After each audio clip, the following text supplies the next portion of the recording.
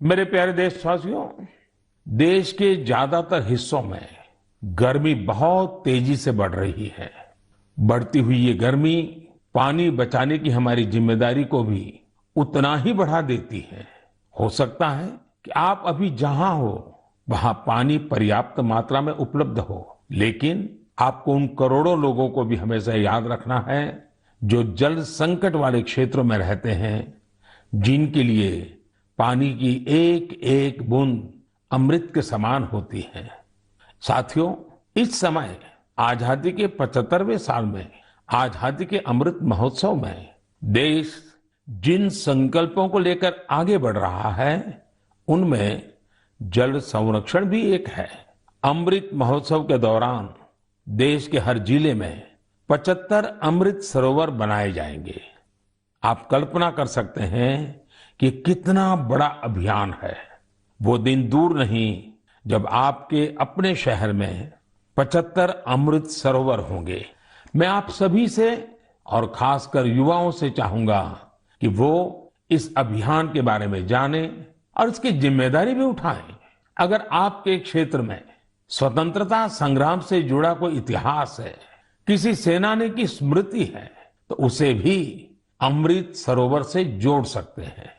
वैसे मुझे यह जानकर बहुत अच्छा लगा कि अमृत सरोवर का संकल्प लेने के बाद कई स्थलों पर इस पर तेजी से काम शुरू हो चुका है। मुझे यूपी के रामपुर की ग्राम पंचायत पटवाई के बारे में जानकारी मिली है। वहां पर ग्राम सभा की भूमि पर एक तालाब था, लेकिन वो गंदगी और कूड़े के ढेर से भरा हुआ था।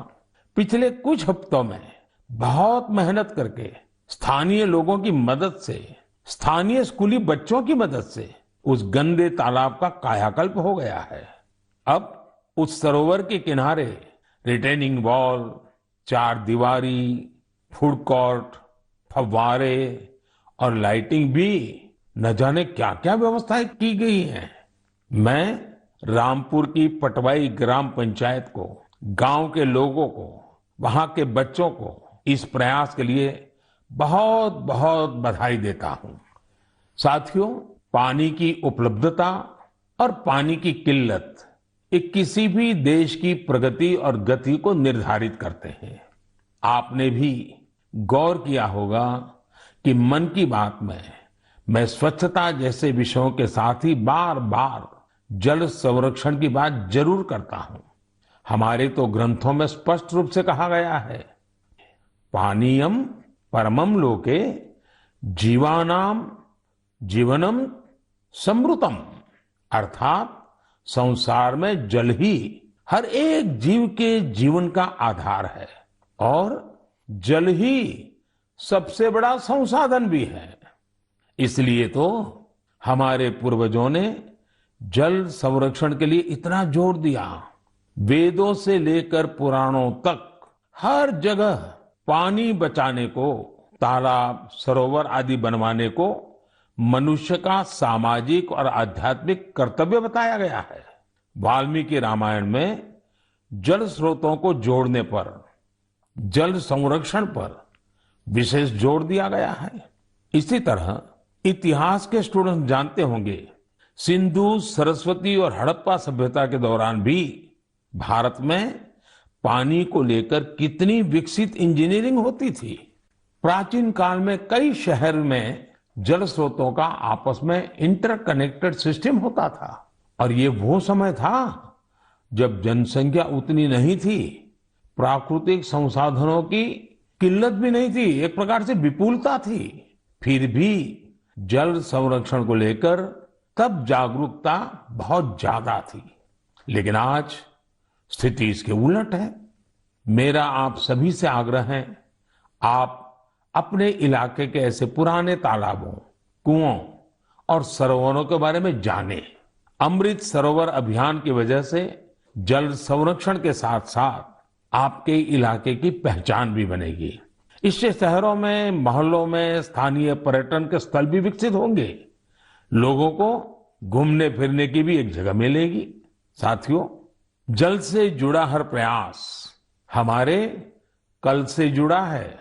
इसमें पूरे समाज की जिम्मेदारी होती है। इसके लिए सदियों से अलग अलग समाज, अलग अलग प्रयास लगातार करते आए हैं। जैसे कि कच्छ के रण की एक जनजाति मालधारी जल संरक्षण के लिए वृदास नाम का तरीका इस्तेमाल करती है। इसके तहत छोटे कुएं बनाए जाते हैं और उसके बचाव के लिए आसपास पेड़ पौधे लगाए जाते हैं। इसी तरह मध्य प्रदेश की भील जनजाति ने अपनी एक ऐतिहासिक परंपरा हलमा को जल संरक्षण के लिए इस्तेमाल किया। इस परंपरा के अंतर्गत इस जनजाति के लोग पानी से जुड़ी समस्याओं का उपाय ढूंढने के लिए एक जगह पर एकत्रित होते हैं। हलमा परंपरा से मिले सुझावों की वजह से इस क्षेत्र में पानी का संकट कम हुआ है और भूजल स्तर भी बढ़ रहा है। साथियों, ऐसे ही कर्तव्य का भाव अगर सबके मन में आ जाए तो जल संकट से जुड़ी बड़ी से बड़ी चुनौतियों का समाधान हो सकता है। आइए आजादी के अमृत महोत्सव में हम जल संरक्षण और जीवन संरक्षण का संकल्प लें। हम बूंद बूंद जल बचाएंगे और हर एक जीवन बचाएंगे।